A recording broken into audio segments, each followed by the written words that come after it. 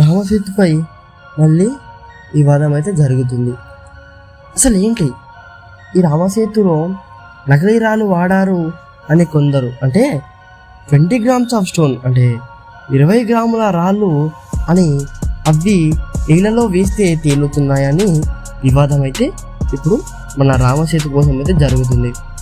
మరి ఈ రామసేతు నిజమేనా? అయితే మద్రాస్ హైకోర్టు ఎందుకు అపోజిట్గా, అంటే వ్యతిరేకంగా ఈ రామసేతుకు పిటిషన్ వేసింది?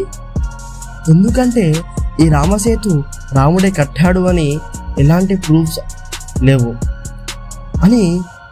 లేవని మళ్ళీ కాంగ్రెస్ పార్టీ సుప్రీంకోర్టులో కేసు వేయడం అనేది జరుగుతుంది. ఆ తర్వాత కేంద్రం ప్రాజెక్ట్ కోసం 2018లో సుప్రీంకోర్టు రామసేతు ముట్టుకోవడానికి అనుమతి అయితే ఇచ్చింది.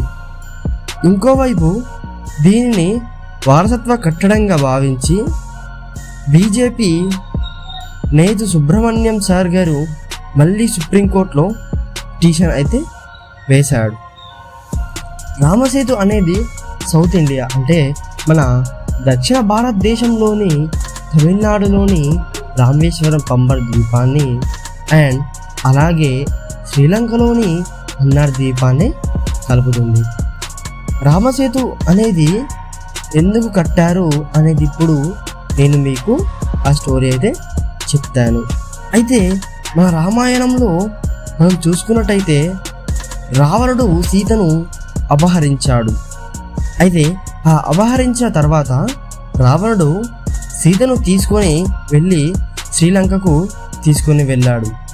అయితే రాముడు మన సీతను రక్షించడానికి రాముడు లంకకు వెళ్ళే క్రమంలో, అంటే శ్రీలంకకు వెళ్ళే క్రమంలో తన వానర సైన్యంతో కలిసి రాళ్లతో ఈ వంతెనను, అంటే మనం ఇప్పుడు చెప్పుకోబోయే రామసేతును నిర్మించడం అనేది జరిగిందని మన పురాణాలలో వాల్మీకి అయితే రామాయణంలో రాయడం అనేది జరిగింది.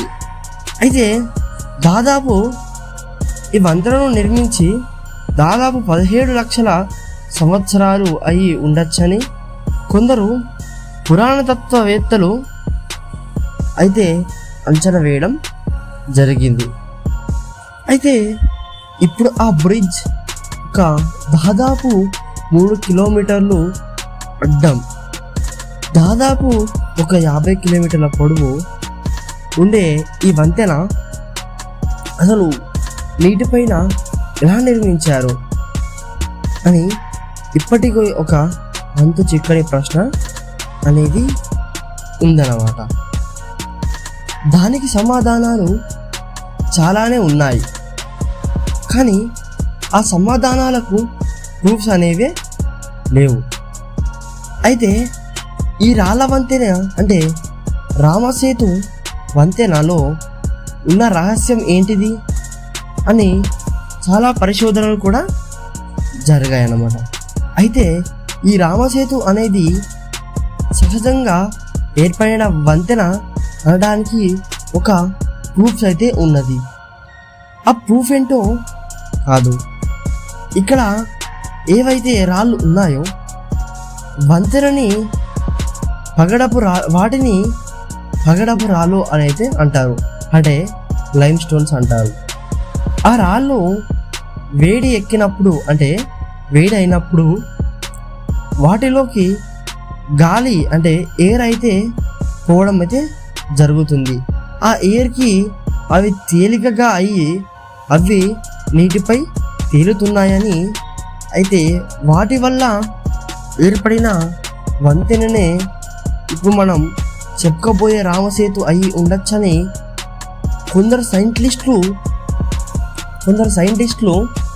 అయితే చెప్పడం అనేది జరుగుతుంది.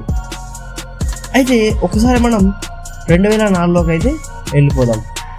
2004లో ఒకసారి సునామీ వచ్చి రామసేతు బ్రిడ్జ్ నిర్మాణంలో ఉన్న కొన్ని స్టోన్స్ అయితే రామేశ్వరం ప్రాంతంలో కనిపించాయని చెప్పడం అయితే జరుగుతుంది. అంటే అవి ఆ సునామీకి కొట్టుకెళ్ళి రామేశ్వరం ద్వీపం దగ్గరికి అయితే వెళ్ళాయి. అయితే ఇప్పటికి కూడా ఆ ప్రాంతంలో నీటిలో తేలే రాళ్ళు ఉన్నాయని, వాటిని చూడడానికి చాలామంది రామేశ్వరం వెళ్తారు అని చెప్పుకోవడం అయితే జరుగుతుంది. ఇప్పుడు నేను మీకు రామసేతు నిజం నేను ప్రూఫ్స్ అయితే చెప్తాను. ఇప్పుడు నేను మీకు ప్రూఫ్స్ అయితే చెప్తున్నాను. రామసేతు రాముడే నిర్మించాడని నమ్మడానికైతే డిసెంబర్ 2017లో అమెరికాకు చెందిన ఒక ఛానల్ 30 మిలియన్స్ అయితే ఆ ఛానల్కి సబ్స్క్రైబర్స్ అయితే ఉన్నారు. రామసేతు మానవ నిర్మాతమే, అంటే రాముడు కట్టిందే అని ప్రకటించాడు. అంటే ఈ రామసేతు రాముడే కట్టాడని సాధారణంగా ఏర్పడినట్టు లేదు అని కొందరు అంటారు. కానీ అక్కడ ఉన్న ఇసుక సహజంగా ఉన్నదే. రాముడు దానిపైన పేర్చిన రాళ్ళు మాత్రమే వేరే కాడ నుండి తెచ్చి పేర్చినట్టు ఉన్నాయని ఒక సైంటిస్ట్, అసలు పేరు డాక్టర్ అలన్ లెస్టర్ అనే సైంటిస్ట్ అయితే చెప్పడం అయితే జరిగింది. అక్కడ ఇసుక చూసుకున్నట్టయితే అది 4000 ఏళ్ళ నాటిదే, కానీ అక్కడ ఉన్న రాళ్ళు మాత్రమే 7000 నాటివి అని మనకైతే ప్రూఫ్ చేశాడు.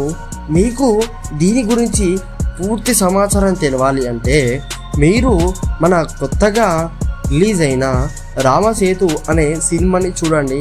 దానిలో పూర్తి వివరాలు అయితే ఉండడం జరుగుతుంది. సో ఫ్రెండ్స్, ఇంకెవరన్నా మన ఛానల్కి కొత్తగా వచ్చినట్టయితే మన ఛానల్ని లైక్ చేసి, షేర్ చేసి, సబ్స్క్రైబ్ చేసుకోండి. అలాగే మరిన్ని మంచి కొత్త వీడియోస్ కోసం మన ఛానల్ని బెల్ ఐకాన్ని ఆన్లో చేసుకోండి.